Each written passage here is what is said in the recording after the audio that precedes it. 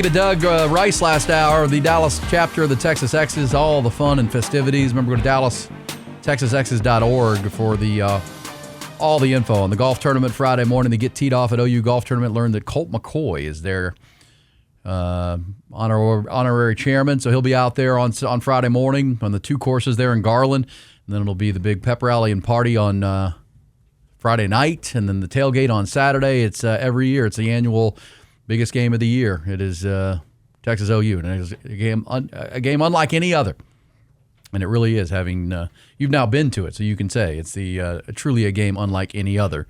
Because there's a lot of great rivalry games in college football. The only thing close to this one is Georgia and Florida, but that's not this. No, that's not this. There's no state fair. There's no split stadium right down the middle. It's iconic. All of it. I mean, it's what brings you back. I always say it reminds me of someone who does this for a living of the Masters, because the Masters has the same kind of conversations. It's passed down from generation to generation, and it's the same metrics and stats and conversations are the same every year. He who runs wins. Which quarterback has played in this game? Which coach has coached in this game? Where are the advantages? I mean, it never changes. And it's very similar to the lead up to the Masters every year. I mean, it's because it's on the same course year by year. They've made some alterations to it, but at the end, you jump on a 100-yard football field with the flagship school from the state of Texas versus the flagship school from Oklahoma, and strap it on. Let's go. 60 minutes of football. And with that in mind, let's get the horns at half past Texas at the bottom of every hour. All right. It says, my wife is a UNT grad. She got an email a couple days ago saying that the class is canceled on Friday. Wow, they're going all Pre-game in. Festivities, the Mean Green. What channel is that on? Oh, man. Okay, I can tell you. ESPN. Hopefully it's Friday night, baby. It's got Friday night football. If you're not going out to your big high school games of the weekend, which you may or may not be wanting to do, let me see here. I'll get you some college football on a Friday night. What TV? My handy-dandy app will tell me very quickly. Well, now I got to scroll through all this hockey. Did hockey start or something? Did I miss that? Yeah, we had 3 games last night. Did we start hockey games? Yes, sir. What are we doing here? Golly. ESPN, yes, sir. I got it for you. ESPN, okay. So that's the UNT South Florida Bulls game. This one says, those quarterback stats, Mateer versus Manning, give me hope. Well, no, if you're paying attention and you're watching, John Mateer's a great player, but he's been out for 2.5 weeks. It's like Quinn Ewers. If he comes back, there'll be a little rust, and he might be a little injured. Yeah, he's not going to be 100%. And as I've said pretty simply since this all began, I don't think this is that hard of a conversation. You're going to hear the Oklahoma media doing their job and peppering Brent Venables coming up about it. If I'm Brent Venables or I'm the head coach, here's my question. I'm not going to say a word about it, because when he had the surgery 2 weeks ago now, the doctor said 3 weeks to a month. We're outside of that timeline. But so now there are reports and whispers that he's pushing to play. Because the one thing I already know if I'm Brent Venables is he's got a high pain tolerance because he played the whole Auburn game with the injury. Yeah, he does. But now, since then, and that's one thing with adrenaline pumping and shoot it up or whatever he did. Well, now he's had surgery on it. So they cut open the hand or went in and did whatever they did to fix the bone in the hand. So how's he recovering from surgery first? And it's very simple. Can he grip the football? Can he grip the football and throw it accurately? Yeah. If he can, well, I'm probably going to lean to playing him because I know he can handle any pain, and we don't want to, further injury, whatnot. We'll try to protect him, and he's got to, can he? In addition to the most important thing, can I grip it and throw it accurately? Because it's his thumb. I mean, this is what grips the football, and can you do that? And if you can, okay, can you do the handoffs and the exchanges and all that thing? Or your hands, you're not going to fumble the ball. Yeah, I mean, the hands banging, ball security. You're heading the ball into the running back's belly and you're banging the belly there. I mean, does that hurt? Can you put up with that? He did it after the injury happened, so I kind of know where the pain tolerance is on that. But here's how it sounded yesterday in Norman. The first question. This is just back-to-back questions. They're very short answers because I think Brent Venables is handling like I would because why would I tell you any damn thing?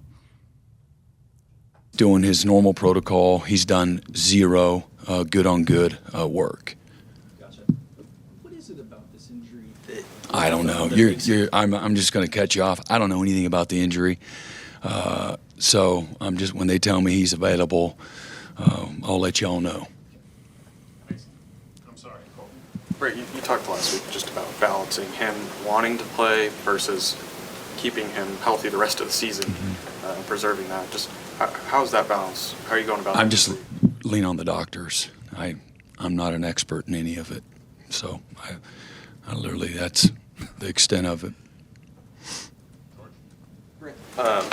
When you have this situation with the quarterback this week, I know last week you knew it was going to be Michael. This week it seems like maybe it's up in the air. How do you go about it? John is doing no good-on-good work, so it's Michael and Witt right now. Okay. So there you go. I mean, he's just like, I got nothing for you guys, which is, I think it's the right approach. Now, is he going to play? I don't know. I think, as I said, it's going to get to game day, and he'll go out, and he'll probably try it out. And we had this situation. This is the third year in a row there's been a big quarterback situation in this game. Or, no, fourth out of, I mean, I remember go back 4 years ago, the first time Brent Venables and Sark hooked up in this Cotton Bowl. It was Dylan Gabriel.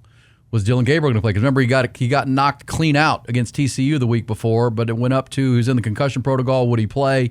They put him on the field on that, and he wasn't ready to go. He still had some symptoms from the concussion, and they weren't going to put him on the field, so he didn't play. And Texas won 50 or 49-3 in Quinn Ewers' first game against Oklahoma. Then they came back the next year, and Dylan Gabriel went toe to toe with Quinn, and it was a great football game. Went to the wire. Quinn threw a couple early picks, and when Texas had a lead, and then the great finish with Dylan Gabriel, who's now starting quarterback for the Cleveland Browns, put it in the end zone. They win. Last year, you had the Quinn Ewers injury going into this game, but you also had quarterback questions on the other side because of Jackson Arnold being benched, and you're going with a freshman named Michael Hawkins from South Dallas, and we know Texas won 34-3. So the quarterback is always a big conversation. This year, it's not an issue of who Texas is going to start. But listen to Sark. He was asked by our own Ed Clemens. I think it was Ed that asked this question about who does he think and what is his defensive staff doing to prepare for both quarterbacks. But does he think it's going to be Mateer, or does he think it's going to be Michael Hawkins? Uh-oh. All right, I'll get to that one. I'll get my time code right here on this. You're good. But that was actually Venables on Mateer. But the question, I like that Texas fight, Jack. Was that good for you? You get a little Texas fight, get a little pumped up. It's always good to hear. You have to, right? Yeah. But here we go. Here's can we hear Ed's question? Here's our man Ed Clements from the afternoon show. Ted Clements asking Sark a question. No, come on, thing. What are we doing? Technical pause. Just wait with me. I want to hear Ed. There we go. No, we'll do it later. All right, so the key is to run the football. I think that's pretty clear. And all Sark said was, we're preparing for the offense. It'll probably be Mateer. We'll practice for it. We'll play for it.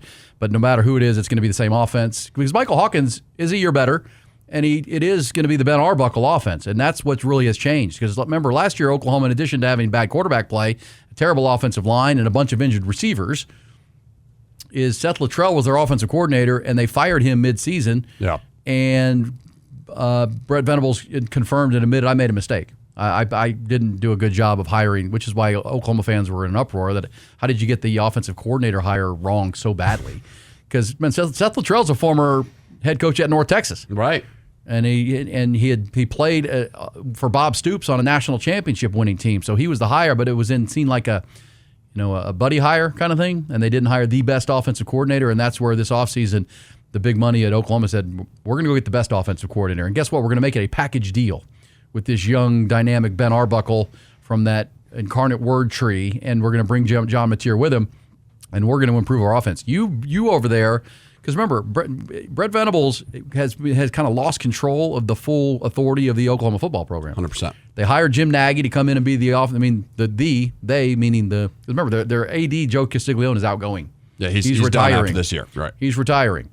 And so the powers that be, which would be the big money, they brought in Jim Nagy from the Senior Bowl. Jim Nagy's going to last if Brent Vegetables and that's not a package deal. No. Because there for the long term. Brent Venables doesn't, if they go 6-6 from here and finish 6-6, he'll get fired.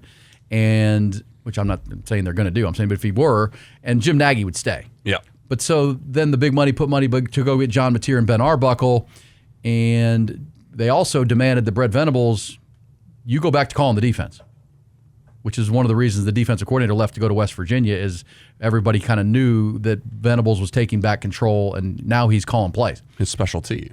Which, back to his Bob Stoops days, back to his Clemson days with Dabo, he's one of the best in all of college football. So you do have the duel between, and that's why we went through it a lot on Tuesday. This is a battle of Sark in year 5 with his offense, Venables in year 4 with his defense. And, these are your flagship programs. Both A&M and Oklahoma have gone after defensive-minded coaches that like to run the football. And right now, Mike Elko is doing a hell of a job. He is. I mean, he's replicating the Duke model. I'll get the defense right. I'm going to hire an offensive coordinator to run an offense that I believe in, Colin Klein. I'm going to go get the K-State offensive coordinator to bring a dual-threat quarterback and a running game. We're going to recruit a big offensive line, and I'm going to coach up the defense. There's a blueprint there that they're following. And, this goes back to the big money, too, because remember the AD who's no longer there, he wanted Bob Stoops' brother Mark Stoops from Kentucky. Right. And the powers there said, yeah, you're not doing that. That's not good enough. So we want Elko back because remember he had been, when Jimbo Fisher had what success he had at A&M, he had Mike Elko calling his defense. So they went to Duke where he had done a nice job for 3 years and brought him in. Well, how about this for Mike Elko and A&M who play Florida on Saturday?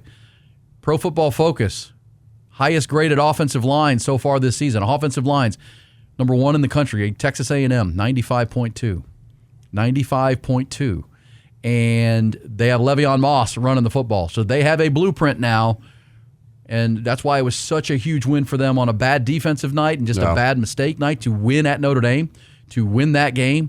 Because now they've come back, took their bye week to really buckle some things down on the defensive side of the ball. Because remember, that's where they were replacing all of those guys off to the NFL, the whole D-line off to the NFL for A&M last year. Well, now the defense is coming together. They did a great job, held out Auburn down. Now they get a big test with Florida. But this is why we talk about the narrative surrounding these 3 coaches. Because as long as I've done this, you're always talking about what's happening at Oklahoma and A&M, and as it pertains to Texas. You have to. And now we know in the SEC. So you're recruiting against? This absolutely. Now, 100%. And these are your ongoing. Now the SEC is announced with a 9-game schedule. You'll still be playing these teams and Arkansas every year. Right. Well, I'm just telling you, Mike Elko's getting it together. And Brent Venables, thanks to the help of his big money, bringing in the right people on offense, and Jim Nagy, there's the argument that they're getting it together. Now, when those two, because this was the argument a couple years ago that Sark has this thing on an island right now because Venables is struggling, can't figure out the offense. Mike Elko, the Jimbo Fisher mess. Obviously one of the reasons Sark's been able to recruit these top recruiting classes, and the number 1 class is his rivals have been down. Well, the rivals are rising. If you're not paying attention, obviously they're currently ranked 5th and 6th, as it sits. Right. And but they both have substance to them. They both have blueprint. I've criticized Brent Venables a lot, but it feels like they're getting the offense together, and Mateer was the right guy, and it doubles you back to Sark.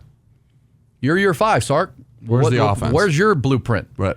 Great defense, but where's the offense? And because both Mike Elko and Brent Venables are going to bring good defense to the table. You need good defense, no doubt. But like you said, where's that identity that you thought you were coming in with? With your offense. Correct. What are you? You have good players, but you need to bring it together. And, as we just said, these are 2 of the top 5 defenses in the country playing. These are 2 teams that have struggled to run the football. These are 2 teams with very similar quarterbacks as far as play style. Only difference between John Mateer, if he plays, and Arch Manning is, playing experience. But John Mateer was just a 1-year starter at Washington State once Cam Ward left. Yeah, it's not like he played 3 years there. But he's an upper-class guy as far as his age group. Right. But and they both can run, they both can throw, they both make off-schedule plays. So, again, I go back, it's pretty simple for me. When we come in on Monday or Saturday night, the team that wins the running battle, the rushing battle, will once again win this game because that's going to keep them shorter down in distance. That's going to let be able to extend drives, get some points, because it's going to be a points premium game. There's no question about that. Always is, with 2 of the top 5 defenses in the country. And I think what I think was an aberration was Texas's defensive performance last week. I think they'll come back and play much better on that side of the ball against a much less talented offense, in my opinion, in Oklahoma versus what they played at Florida. I know the stats would have told you that Florida was not a very good offense, but you saw the personnel with your own eyes. You saw those dudes. They were underperforming.